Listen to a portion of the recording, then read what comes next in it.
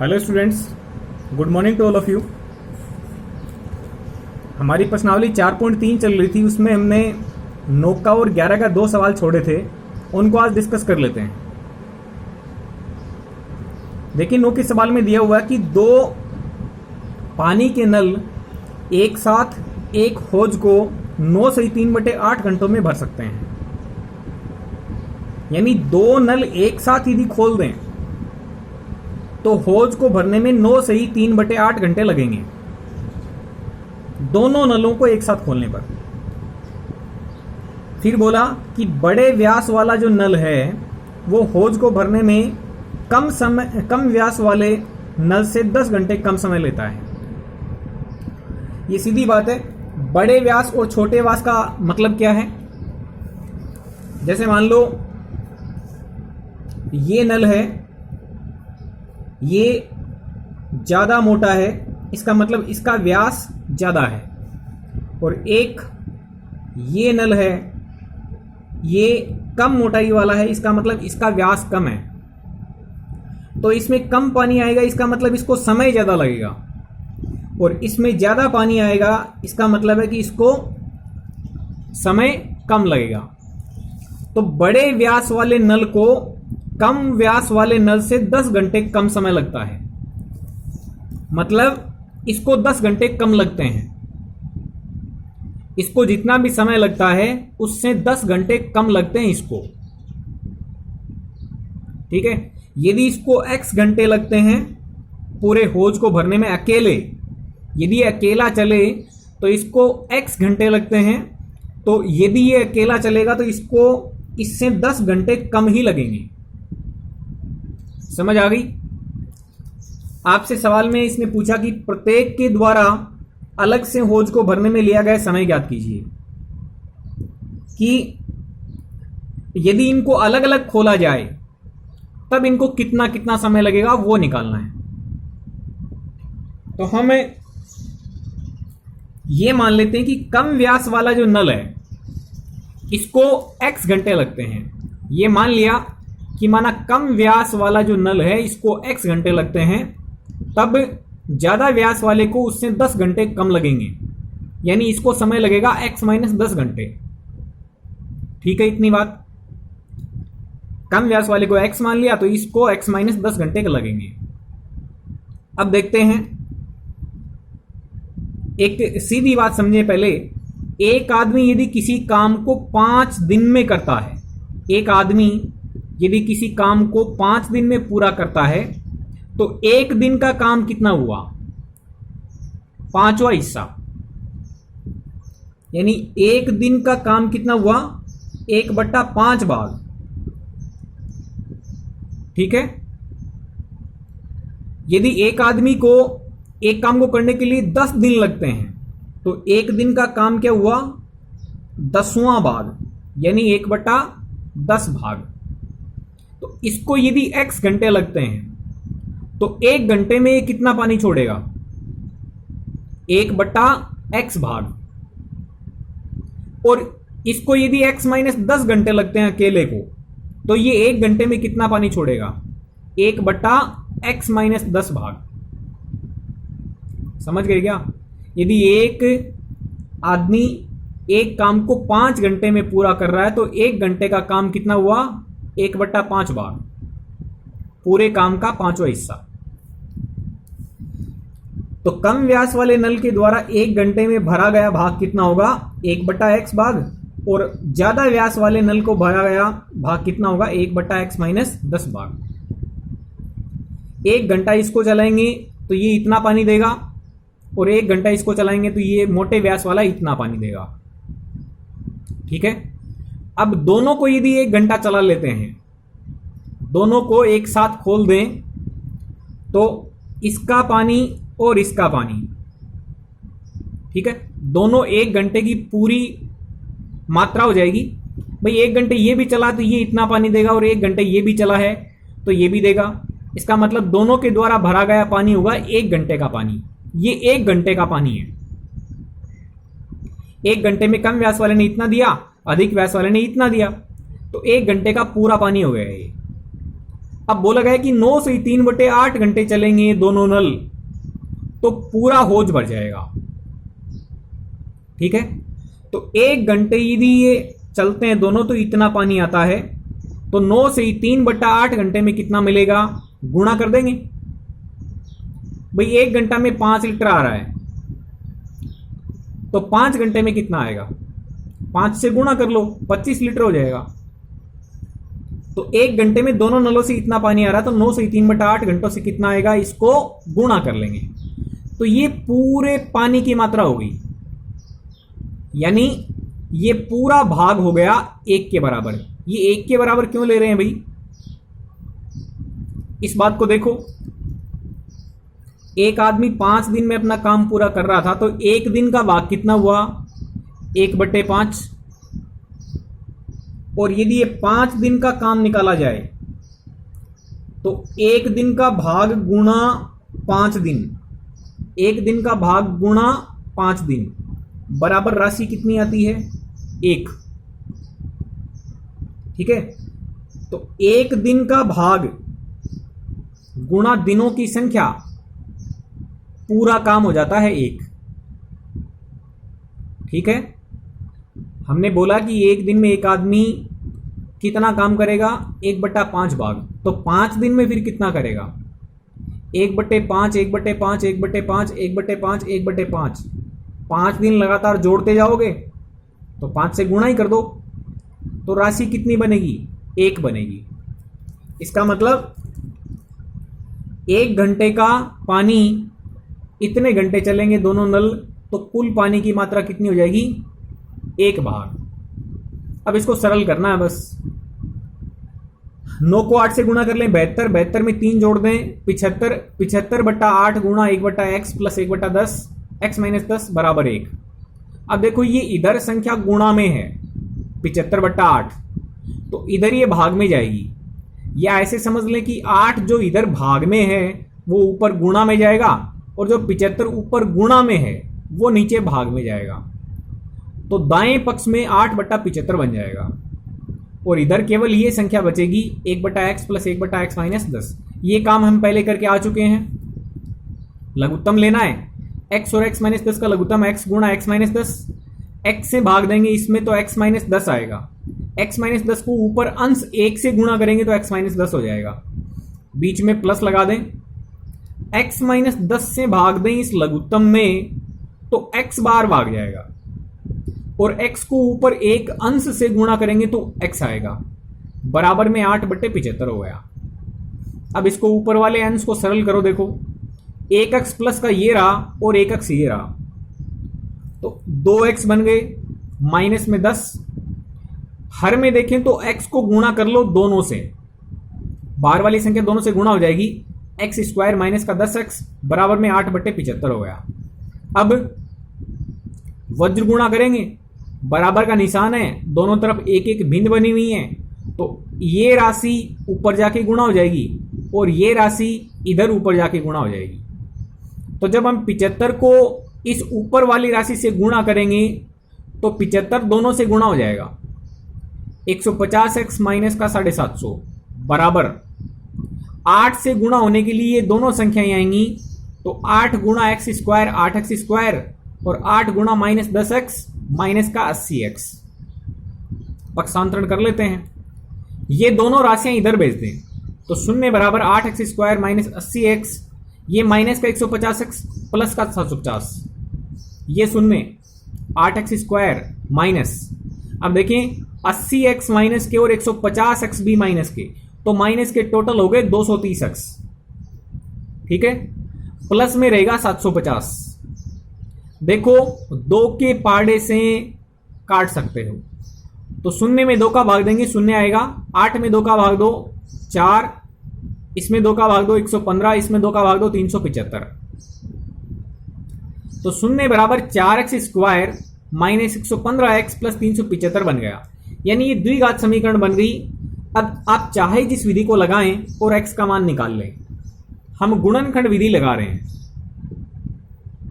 देखो इस मध्य पद के 2 टुकड़े बनाते हैं, माइनस के 100x और माइनस का 15x, दोनों को जोड़ेंगे तो माइनस के टोटल 115x हो जाएंगे, और इन दोनों को गुणा करेंगे हम तो बाहर वाले पदों के गुणा के बराबर आएगा, यानी उतना ही आएगा जितना 375 गुणा 4 आता है।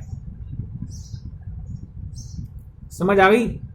तो मध्य पद के टुकड़े कर लिए। अब कॉमन ले लेते हैं, इन दोनों पदों में कॉमन ले लिया 4x, x माइनस 25 बचेगा, माइनस इन दोनों में से 15 कॉमन ले लिया, x माइनस 25 बचेगा। तो एक गुणनखंड बन गया x माइनस 25, एक बन गया 4x माइनस 15।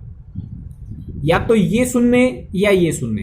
यदि ये शून्य है तो x का मान निकलेगा 25, और यदि ये शून्य है तो x का मान निकलेगा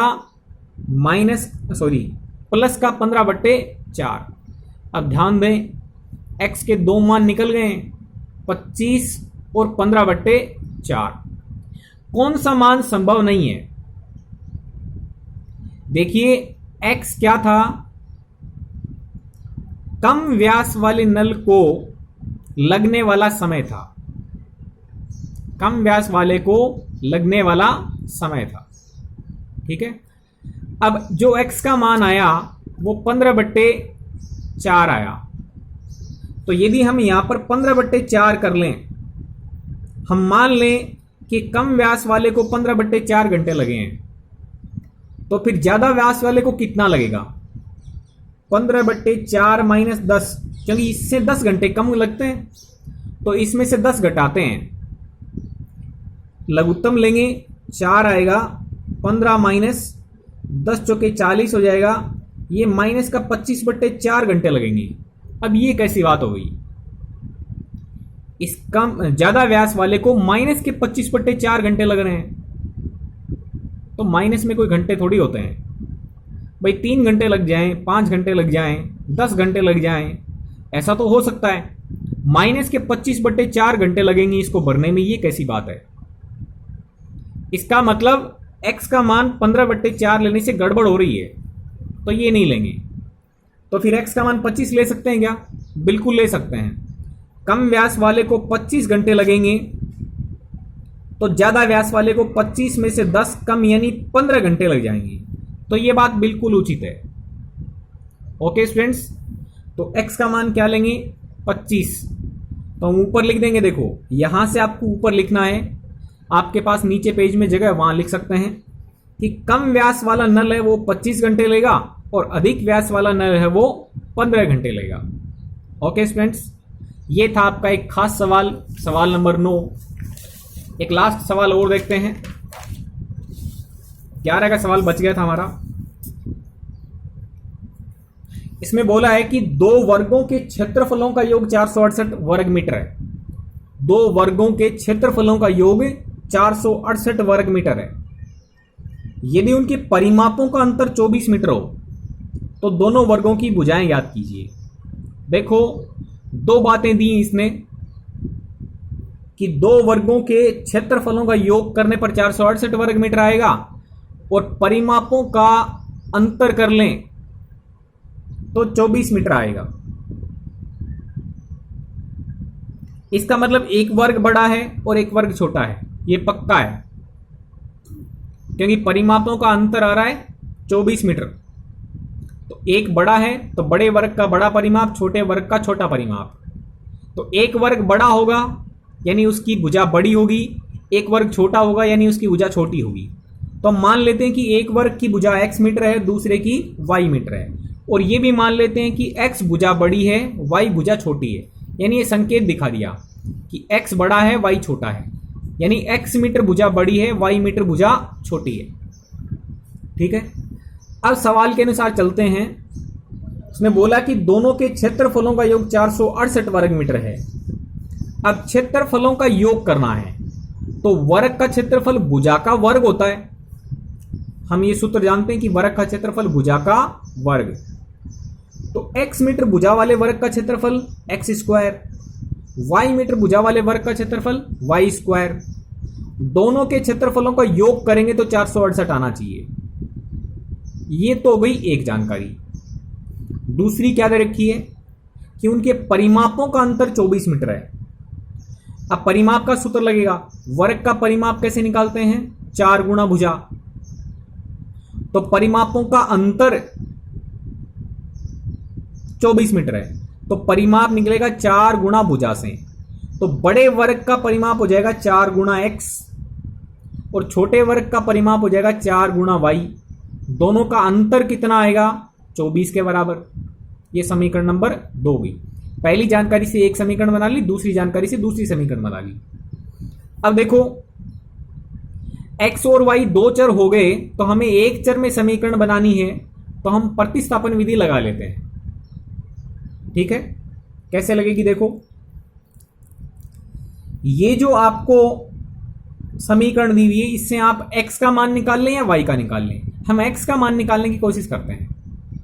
देखो 4y को हम इधर भेज दें तो 24 में 4y जुड़ जाएगा, तो 4x बराबर 24 प्लस 4y हो जाएगा। लेकिन यदि x का मान निकालना है तो जो 4 गुणा में है वो भाग में चला जाएगा। अब जो 4 भाग में है वो दोनों के भाग में लग के 6 प्लस y दे देगा। आप इस समीकरण से x का मान निकालेंगे तो 6 प्लस y आएगा। समीकरण कैसे सरल करते हैं ये हम आसानी से कर सकते हैं, ये सीख चुके हैं। x का मान कितना आएगा? 6 प्लस y। ये जो मान है वो इस समीकरण में रख दें। समीकरण नंबर 2 से मान निकाला, समीकरण नंबर 1 में रख देंगे। x का मान रखना है 6 प्लस y। तो पहली समीकरण क्या बोल रही है? x का वर्ग करो, यानी 6 प्लस y का वर्ग करेंगे प्लस y का वर्ग करेंगे, बराबर में 468 आएगा। अब यहां पर सूत्र लगा दें। ये सूत्र होगा आपका a प्लस बी का वर्ग, a square plus 2ab plus B square. ये जानते हैं, सूत्र लगा देंगे, ये समीकरण बनने वाली है। y स्क्वायर 2 हो गए प्लस के, तो प्लस के 2y स्क्वायर प्लस में 12y प्लस में 36 माइनस में 468 बराबर 0। ये प्लस का है, ये इधर जाएगा माइनस का बन जाएगा। ओके, ये 2y square plus 12y plus के तो 36 है, माइनस के 468 है। तो देखिए इसमें माइनस की संख्या ज्यादा है। माइनस की कितनी ज्यादा है? माइनस की 432 ज्यादा है। ओके स्टूडेंट्स, बराबर में 0 है। आप ध्यान से देखें, 2 से भाग जा रहा है तो इन संख्याओं को छोटी बना लें। 2 से भाग देंगे तो 2 कट जाएगा, y स्क्वायर आएगा। प्लस में 2 से फिर भाग दे दें 6y, फिर 2 से भाग दे दें 216 बराबर 0। अब इस पद के बाद में आपके पास में 3 विधियां हैं। गुणनखंड विधि लगा सकते हो, द्विघाती सूत्र लगा सकते हो, पूर्ण वर्ग विधि लगा सकते हो। हम गुणनखंड विधि प्रेफर कर रहे हैं, लगा सकते हैं। देखो इसके 2 गुणनखंड बन जाएंगे, 18 प्लस का 12 माइनस का, तो प्लस का 6y ज्यादा हो जाएगा।